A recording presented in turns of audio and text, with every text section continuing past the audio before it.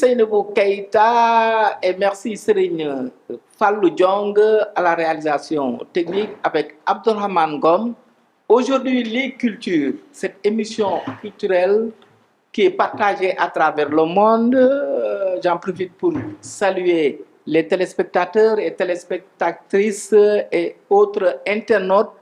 Aujourd'hui, nous recevons Waliba. Waliba, il est professeur de lettres modernes au lycée Cheikh Hamidou Kane de Mbao. Waliba, il est titulaire de 3 certificats. Certificat de spécialisation en littérature française, en littérature comparée et en dramaturgie à l'université Cheikh Anta Diop de Dakar. Waliba, il est auteur de 2 ouvrages poétiques, L'équilibre des rives et Ma géographie vous raconte ces histoires. Il est aussi auteur de publications pédagogiques sur le commentaire, la dissertation. Waliba, pourquoi nous l'avons invité surtout? Il est par ailleurs président du collectif des critiques littéraires au Sénégal. Nous l'avons invité parce que le Sénégal et le monde entier l'a suivi pour avoir prononcé la conférence inaugurale du concours général organisé par le ministère de l'Éducation nationale où 100 élèves, 100 meilleurs élèves ont été primés. Et ce concours général sur la thématique générale, une excellente thématique autour de enjeux, défis et perspectives pour une école au service de la souveraineté nationale.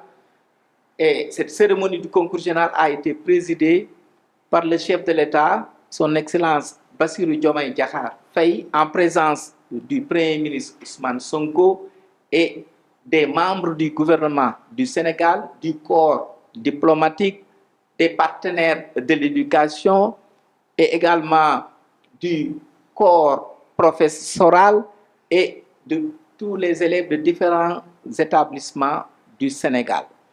Et sa conférence inaugurale a retenu et a impressionné plus d'un. Waliba, nous vous disons bienvenue à l'émission Culture, l'e-culture. Merci bien, Monsieur Alassane Cissé, de m'avoir fait l'honneur donc de m'inviter à cette tribune qui est vraiment courue, et le mot n'est pas de trop, parce que je pense que vous avez commencé à exercer dans ce sens-là il n'y a pas trop longtemps, mais vous avez pu vraiment prendre la place. Et donc, c'est pour moi un énorme plaisir que de devoir répondre à vos questions, parce que je sais que c'est forcément utile et c'est forcément pertinent. Donc, vraiment, c'est tout un plaisir pour moi d'être là à votre micro pour répondre à vos questions. Oui. Merci. Et Waliba, tout le monde a suivi votre discours inaugural ou conférence inaugurale au cours du concours général. Et la thématique, on va la résumer comme l'éducation, l'excellence également et la souveraineté nationale. Et si on vous demandait de résumer la quintessence de votre discours inaugural, qu'allez-vous dire? Ah mais merci, c'est vraiment un plaisir pour moi de m'expliquer là-dessus. C'est une thématique quand même qui est très très importante, au sens où véritablement elle associe école et souveraineté. Et comme je l'ai dit dans ma communication, la souveraineté, c'est un horizon. C'est vraiment une quête perpétuelle pour toute personne, tout groupe, toute communauté qui veut véritablement poser sa marque et vivre dans les règles de l'art. Et donc, c'est la raison pour laquelle, véritablement, le fait d'avoir élaboré un thème pareil, pour moi, c'était très important de me prononcer là-dessus. En fait, résumer la quintessence de la thématique sur laquelle je me suis prononcé reviendrait à dire tout simplement que l'école devrait en principe être le terreau fertile à partir duquel la souveraineté se construit. La souveraineté, c'est une bataille de tous les jours, c'est un combat de tous les jours, c'est un horizon. Mais pour pouvoir véritablement l'organiser, la créer dans les meilleures conditions possibles, il faut commencer par la base. Et la base, c'est l'école. Donc, il n'y a pas meilleur terreau, il n'y a pas meilleur creuset possible pour fabriquer la souveraineté que l'école. Et donc, l'école, c'est le lieu où se fermentent, n'est-ce pas, les intelligences collectives, comme je l'ai dit dans mon discours. Et donc, le ministère, en proposant une thématique pareille, je pense, a voulu véritablement redonner à l'école ce qui lui revient de droit. L'école, c'est la formation. L'école, c'est le formatage. L'école, c'est véritablement l'instrument le plus efficace possible pour véritablement faire de l'homme ce qu'il doit être. C'est-à-dire quelqu'un qui est éclairé, qui sait ce qu'il veut, qui sait où il va. Et donc, je pense que c'est véritablement la raison pour laquelle le ministère a voulu faire honneur à l'école et à ceux qui animent l'école en leur montrant qu'effectivement, ce que nous cherchons et qui est une hyper priorité pour le nouvel État, c'est-à-dire la souveraineté, donc cette souveraineté-là, nous la mettons entre vos mains pour voir ce que vous allez en faire. Et donc, mais pour commencer, il faut d'abord réfléchir sur la question. Il faut poser le débat. Est-ce que l'école est en mesure de prendre en charge ce que l'on appelle la souveraineté, c'est-à-dire sa mise en forme?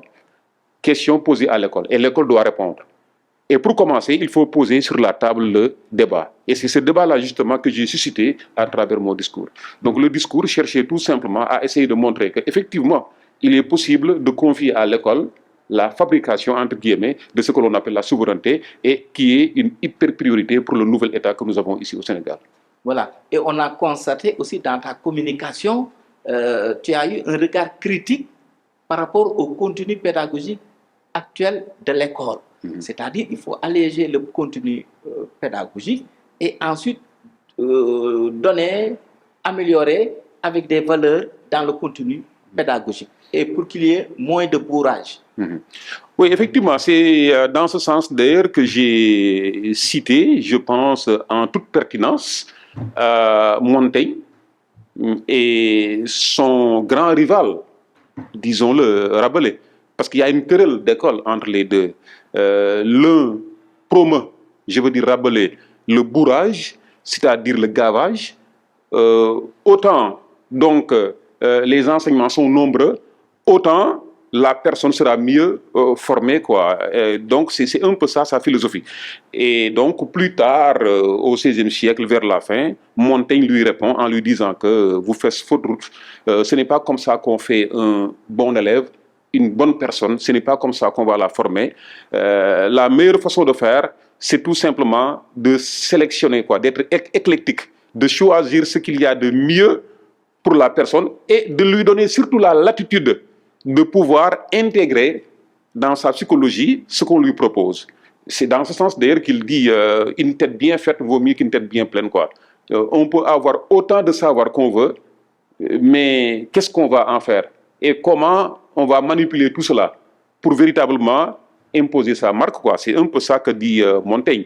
Et donc, quelque part, dans mon intervention, c'est comme si véritablement je prenais fait et cause pour Montaigne, en essayant de montrer qu'aujourd'hui, il est temps que l'on réfléchisse sur le volume des enseignements que l'on propose à nos apprenants. Parce que de toutes les façons, ça se plaint partout, que ce soit les élèves eux-mêmes, les enseignants, voilà. Les gens réfléchissent tout bas, pour l'instant, sur cette question-là de bourrage, sur cette question de volume hypertrophié des enseignements.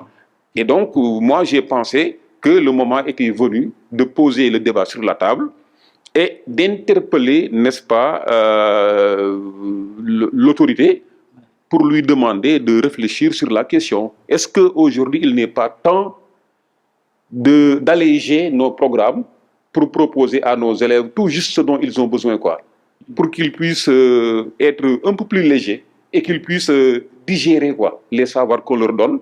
Ça leur permettra d'être légers, de se soulever, psychologiquement parlant, mentalement parlant, intellectuellement parlant. C'est, je pense, une option qui peut être beaucoup plus viable que ce qu'on est en train de vivre pour l'instant. Donc voilà un peu le résumé de cette partie de mon discours. Oui, et on a constaté également, vous avez même proposé l'enseignement, l'invitation de nos guides religieux, de certaines personnalités, des figures historiques des figures emblématiques de notre histoire, et aussi la prise en charge des langues nationales dans les enseignements. Oui, tout ceci, vous savez, la souveraineté, quand on la revendique, il y a aussi des fondamentaux et des préalables, quoi. Vous savez, revendiquer la souveraineté sans pour autant que cette souveraineté-là soit adossée à quelque chose d'authentique, c'est une façon pour moi de perdre son temps, quoi. Parce que de toutes les façons, on va bâtir, mais on bâtit sur du sable mouvant. C'est la raison pour laquelle j'ai invité l'autorité à véritablement placer nos figures historiques, nos résistants et tout ça en tête de gondole, quoi. Il faut qu'ils soient mieux valorisés dans nos enseignements. Parce qu'il y a plein d'élèves qui connaissent un peu Lat Dior, qui connaissent Cheikh Ahmed Bamba et tout ça. Mais c'est une connaissance qui est peut-être qui n'est pas très, très profonde. Et c'est pourquoi j'ai invité l'autorité à faire de sorte que l'enseignement de l'histoire, de notre histoire, soit un enseignement beaucoup plus profond dans sa présentation, quoi. Donc ça, c'est une invite que je fais au nouvel État. Bon, ensuite, oui, les langues nationales, oui, effectivement. Bon, je pense que la problématique des langues nationales, c'est une problématique qui est soulevée de part en part. Oui. C'est-à-dire, ce n'est pas dans mon discours que, pour la première fois, la question des langues nationales et de leur importance dans notre éducation a été posée. Je veux dire, il y a des personnes, et pas n'importe qui, genre Boubacar Boris Diop. Oui. Voilà, ils ont clairement choisi d'écrire en langue nationale. Absolument. Peut-être qu'il y a un peu quelque chose d'excessif, quoi, dans ce qu'ils ont fait. Peut-être on peut s'interroger sur la manière et le timing, quoi, et tout ça. Mais ce qui est sûr, c'est que nous avons l'obligation de réfléchir sur la nécessité d'intégrer nos langues nationales dans nos enseignements. Parce qu'il se dit qu'il n'y a aucun pays au monde qui est arrivé à se développer avec une langue étrangère. Bon, quand on entend les gens parler comme ça, on peut se demander si véritablement c'est pertinent. Mais à y voir de plus près, c'est la vérité. C'est-à-dire, tant qu'on feint de ne pas comprendre l'importance des langues nationales dans notre enseignement et dans notre éducation, nous allons forcément, en tout cas, faire face à des obstacles que nous n'aurons pas les moyens de franchir. Et c'est un peu la raison pour laquelle j'ai pensé vraiment faire ce plaidoyer en essayant de montrer qu'aujourd'hui, il est temps que l'on essaye d'accorder la place, toute la place qu'elle mérite à ces langues-là dans notre enseignement. Oui, et vous avez aussi félicité, encouragé la coalition, les parents d'élèves, les parents, les enseignants, vos collègues, sur le rôle extrêmement important dans le façonnage, dans l'enseignement et dans l'accompagnement des élèves et qui ont excellé. Et c'est le lieu de féliciter Bachir Touré, lauréat, meilleur élève du Sénégal, et Zainab Samb, meilleur élève aussi du Sénégal. Bachir Touré est de l'école britannique militaire, et Zainab Samb est de Racine School de Guédiawaye, et l'école publique était à l'honneur. Effectivement. Oui, l'école publique était à l'honneur et c'est vraiment tant mieux. Je pense que depuis quelques dizaines d'années, on a tendance à nous faire croire que la crème de notre enseignement se trouve au niveau de l'enseignement privé. Bon, ça fait débat, mais en tous les cas, c'est vrai que l'école privée a franchi de très grands pas. Mais aujourd'hui encore, il y a dans l'enseignement public de très bonnes choses, de très bons enseignants qui font très bien leur travail, qui ont du talent et qui sont prêts à se donner corps et âme pour véritablement accomplir leur mission dans les règles de l'art. Et c'est ça qui fait que justement on a obtenu ce qu'on a obtenu. Aujourd'hui, nous sommes au cœur du 3e millénaire, on est en 2024. Qui aurait pensé que les résultats qu'on a obtenus pour le compte de l'école publique, on aurait pu les avoir, ces résultats-là? C'est parce que tout simplement, c'est ça la preuve, je veux dire que l'école publique a encore sa place dans notre éducation. Et vraiment, c'est une place qu'elle est en train de prendre avec maestria. Donc, voilà, je pense que ça, c'est la preuve qu'aujourd'hui, les parents et l'État devraient davantage donner de l'importance et du crédit à l'école publique. Parce qu'il y a beaucoup de personnes, de parents d'élèves, qui s'empressent d'amener leurs enfants dans l'école privée, dans les écoles privées, qui payent très cher pour qu'ils reçoivent des enseignements en bonne et due forme, alors que l'école publique est encore là pour servir et pour donner des enseignements de qualité. Donc il faut réfléchir. Je pense que le concours général nous donne toujours de la matière pour réfléchir, quoi. Je pense qu'aujourd'hui, ce qui est arrivé à ces deux-là, c'est la preuve véritablement que l'école publique doit revenir au devant de la scène et recevoir en tout cas un regard beaucoup plus flatteur de la part à la fois de l'État et des parents, et même des élèves eux-mêmes. Donc je pense que véritablement, moi, ça me fait énormément plaisir de faire ce constat-là, et je pense que ceux qui sont chargés de mener les politiques éducatives vont en tirer les conséquences pour voir un peu ce qu'il y a à faire pour l'école publique, quoi, pour qu'elle continue de mériter son rang. Absolument, parce que parmi les 100 élèves qui ont été primés, il y a beaucoup d'élèves qui sont issus du lycée Limamoulaye de Pékin, du lycée d'excellence de Diourbel, entre autres, ce que tu es en train de dire. Et donc, l'éducation doit avoir une place de choix dans l'évolution de nos sociétés. Effectivement,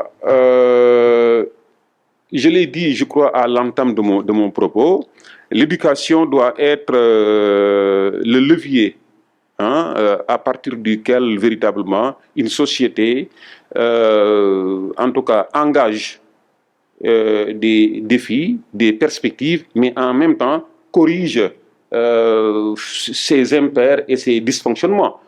C'est les deux à la fois, parce que de toutes les façons, une société avance, mais n'avance pas toujours au rythme qu'elle veut, quoi. Donc, ce qui fait que, justement, il y a des rectifications à faire. Il y a des autocritiques à faire. Il y a, en quelque sorte, des remises en question que la société elle-même doit se faire. Et donc, c'est la raison pour laquelle je pense que tout ceci doit se faire en utilisant l'école comme levier. Et c'est un peu ce que j'ai essayé vraiment de montrer dans mon discours, que l'école doit être en quelque sorte ce moyen efficace à partir duquel la société se construit, se refait, se remodèle et arrive à avancer au rythme vraiment qui lui convient, quoi. Donc je pense que c'est un peu ce que nous avons dit à travers ce Et dans votre communication, vous avez aussi convoqué les valeurs. Et que pensez-vous de culture et éducation? Oui, la culture et l'éducation sont fondamentalement liées. Je pense que l'éducation elle-même est une forme de culture, parce que la culture c'est un tout, c'est transversal, quoi. Mais l'éducation pour moi est une part intégrante, quoi, dans ce qu'on appelle la culture. Et donc cette éducation-là, qui est un élément important dans la culture, doit véritablement servir en quelque sorte de vitrine pour cette culture-là.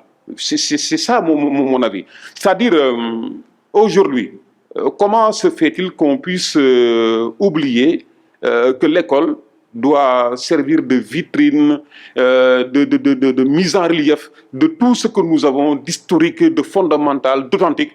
Je pense qu'oublier ça, c'est véritablement passer complètement à côté de la mission que l'école doit jouer. Et donc, l'école doit s'approprier les combats de la culture pour faire de sorte que nous puissions rester ce que nous n'aurions jamais cessé d'être, c'est-à-dire des hommes authentiques, des personnes de valeur, ancrées dans leurs valeurs, dans leurs objectifs fondamentaux, qui ne sont rien d'autre que voilà, l'identité, l'authenticité, le fait d'être soi-même, de ne pas forcément chercher à être un autre, hein, le combat contre l'altérité. Je pense que c'est tout ça la mission de l'école. Et pour ce faire, il faut d'abord que l'école puisse servir de vitrine pour montrer ce que notre culture a de plus fondamental. Et donc, je pense que c'est une des parts essentielles de mon discours de la fois passée. Voilà. Et vous avez fondé la maison d'édition Nuit et Jour. Et également, vous êtes président du collectif des critiques littéraires au Sénégal. Et donc, si on parle de l'édition, les publications ont besoin d'accompagnement tel que la critique littéraire.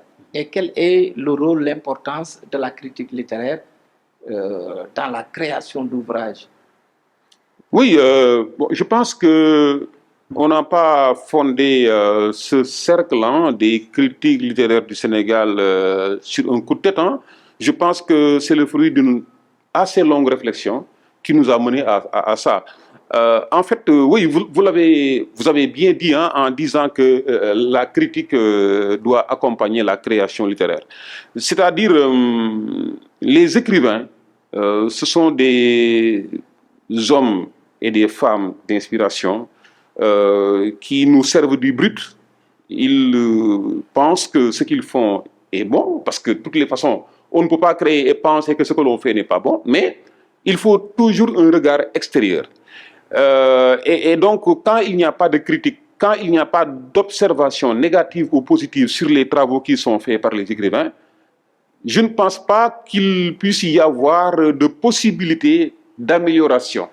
Et la littérature doit toujours aller de l'avant. La littérature doit toujours, en tout cas, se remettre en question. Les acteurs qui animent, n'est-ce pas, ce domaine-là, devraient toujours aussi, en tout cas, provoquer la critique même, pour que cette critique puisse exister et puisse leur permettre d'avancer.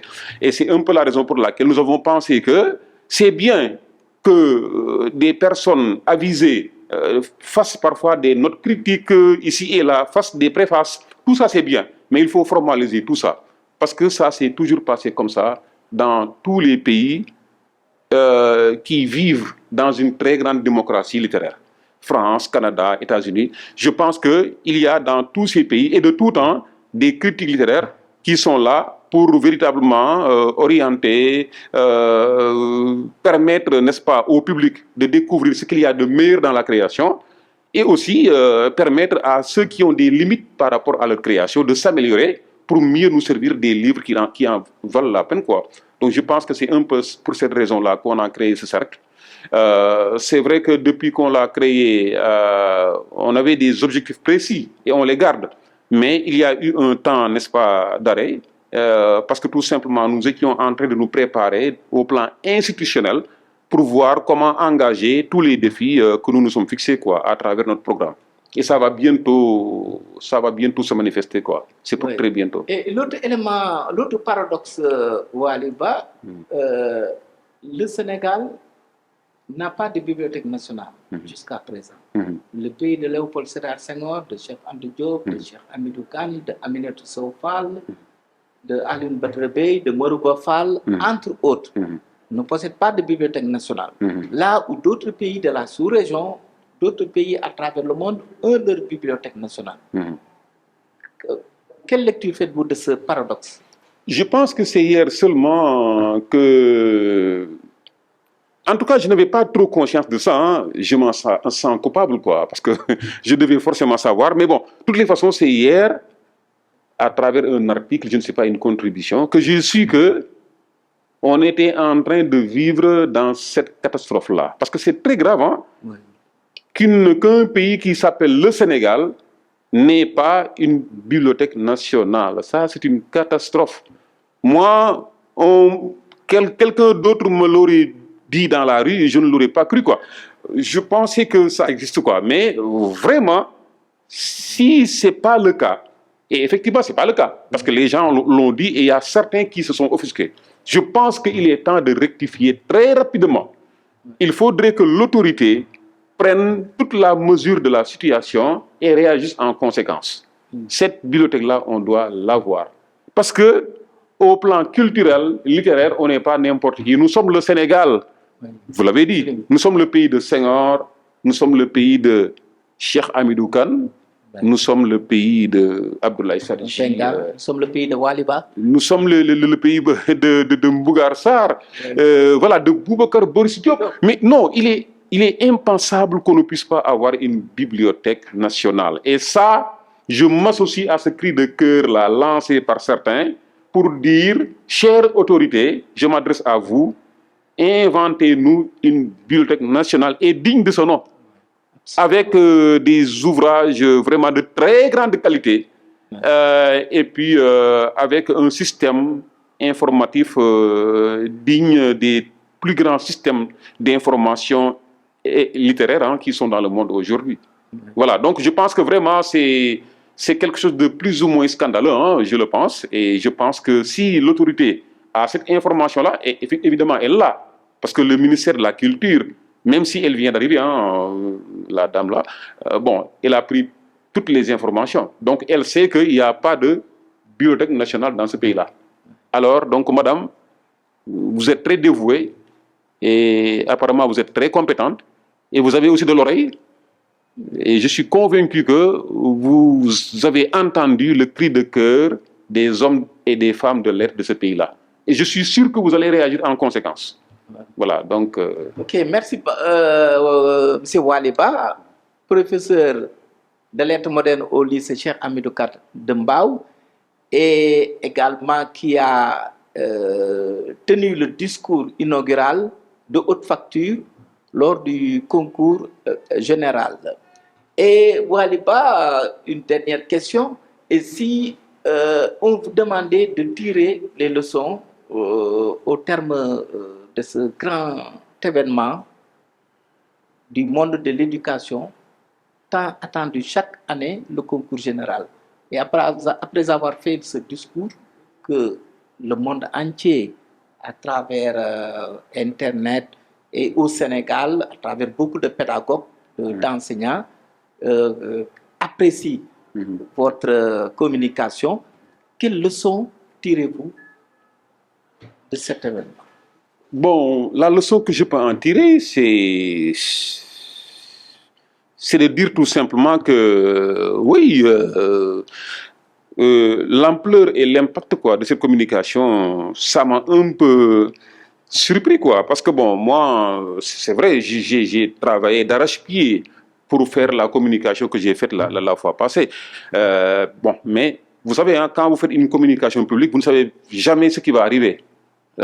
Et donc, vraiment, j'ai reçu quantité d'appréciation qui m'ont permis de comprendre quand même que ce jour-là, j'ai fait ce qu'il fallait faire, Parce que tout simplement, il faut quand même comprendre que la personne qui est choisie pour faire cette communication-là, elle est choisie sur la base d'une sélection très rigoureuse. Je pense que le ministère lui-même, dans sa page Facebook, l'a signalé. Donc, moi, j'ai été choisi à l'issue d'une sélection très rigoureuse. Et donc, c'est une sélection qui a écarté des collègues qui sont de grands talents et que je connais. Et ils étaient nombreux. Donc, si on vous donne cette mission-là en vous disant, c'est vous, allez communiquer sur ce thème-là, il faut vraiment que le jour venu, que vous puissiez prouver que le ministère n'a pas fait un mauvais choix. C'est tout ce qui a, en tout cas, c'est tout ce qui sous-tend l'engagement avec lequel j'ai fait ce que j'ai fait la dernière fois. Il fallait véritablement, en tout cas, empêcher le public d'avoir une minute d'inattention. Ah oui, parce que aussi pour moi, voilà, il faut qu'une communication, pour être appréciée à sa juste valeur, en vale la peine. Et c'est un peu ce que j'ai essayé de faire. Il y avait de l'engagement, il y avait de la forme, il y avait quelque part aussi, vous allez en tout cas me permettre de le dire, une quête de séduction. Parce que aussi, comme le disait le grand Mamoussé Diagne, parler aussi c'est séduire, Quand vous ne séduisez pas votre public, mais votre public dort. Et si le public dort, vous ne pouvez pas l'empêcher de dormir, parce que vous n'avez pas fait quelque chose qui puisse permettre à ce public-là de rester éveillé. Ouais. Et ça aussi, ce sont des invariants du discours oral sur lesquels il faut travailler quand on va à une communication de cette dimension-là. Parce que le grand théâtre, hein, c'est vraiment une tribune quand même de très grande dimension. Oui, et ce jour-là, il fallait être comme ça, quoi. Oui. Il fallait faire cette communication, il fallait la faire de cette manière-là. Oui. Et nous avons essayé... La communication a été riche dans le contenu et captivante dans la forme. Oui, dans la forme, oui. Voilà, Waliba, votre dernier mot? Alors, mon dernier mot, c'est tout simplement de dire que le concours général... Oui. Et j'espère que la communication sera l'objet d'une publication. Oui, de toutes les façons, le ministère lui-même est tenté de réfléchir sur la question. Ils m'en ont parlé et je pense qu'il y a même des possibilités d'approfondir la réflexion pour en faire une brochure, je ne sais pas moi. On va voir quoi, ce que ça va donner. Mais je pense que... Parce que le public a... oui, la demande du public. Effectivement. Et je vous dis, la communication que j'ai faite, ce n'est pas la totalité du travail que j'ai fait. Okay. Ça, c'est le tiers. Parce qu'on a expurgé, on a enlevé plein de choses. Parce que aussi, voilà, tout ne peut pas passer. Hein. Parce que moi, on m'a collé beaucoup d'experts hein, lorsque j'ai préparé mon discours. On m'a collé des experts avec qui j'ai travaillé sur mon discours, surtout sur le fond. Et puis, il y a des éléments qu'on a mis de côté. Certains de ces éléments, pour des raisons de volume, d'autres pour des raisons éthiques et déontologiques et tout ça, vous comprenez. Il faut être diplomatique, quoi. Donc, mais en tous les cas, pour faire court... Raison de plus, ça doit être l'objet d'un ouvrage même. Voilà, oui, voilà. Donc, je pense que ça va faire l'objet d'une réflexion. Voilà. Donc, mais pour vraiment répondre à votre question, mon dernier mot, ça consiste tout simplement à dire il faut que les gens, les élèves eux-mêmes, les enseignants, les établissements accordent plus d'importance au concours général. Parce que ce concours-là nous permet d'identifier et de rencontrer ce que notre pays renferme de mieux en termes de talent. Et c'est la raison pour laquelle je pense qu'il faut que les gens, en tout cas, soient attentifs par rapport à ça. Et ce qui m'a, en tout cas, le plus émerveillé dans l'organisation de cette dernière édition, c'est qu'il y a une communication très forte hein, qui a été faite autour, quoi. Hein, des gens comme M. Laman, ils sont allés faire des plateaux et tout ça. Il y a eu, n'est-ce pas, des affiches partout à travers le pays. Et ça a vendu l'événement. Et je pense qu'il va même falloir faire le bilan sur le volume de personnes qui ont suivi vraiment l'événement. Je pense qu'il y a vraiment un nombre beaucoup plus important de personnes qui ont suivi l'événement, quoi. Et si cela a été ainsi, c'est parce qu'il y a une communication autour, quoi. Et pour moi, ça, c'est extrêmement important. Voilà. Et moi, je pense que ce concours général pour l'éducation motive davantage les élèves à aller vers l'excellence. Effectivement. Parce que ça pousse aux élèves vraiment de bien apprendre, d'être sérieux, de s'investir dans une saine émulation. Voilà, dans une saine émulation. Et pour gagner des prix. Parce que je me rappelle Suleiman Bachir Diagne, agrégé de philosophie, à 23 ans, était lauréat du concours général de l'éducation, entre autres. Mbougar Sarr également, et c'est très important. Et nous vous remercions, et vous êtes encore, je le rappelle, le directeur de publication aussi de l'expression littéraire, hein, un journal, un mensuel, un journal autour de la littérature. Et merci beaucoup, chers téléspectateurs et chères téléspectatrices et internautes. Merci Seynabou Keïta à la réalisation, Serigne Fallou Diong et Abdourahmane Ngom à la réalisation. Nous avons reçu Waliba qui a vraiment tenu un discours inaugural extrêmement important lors du concours général pour l'éducation en 2024, présidé par le chef de l'État, son Excellence, M. Bassirou Diomaye Diakhar Faye. Merci beaucoup, à la prochaine semaine.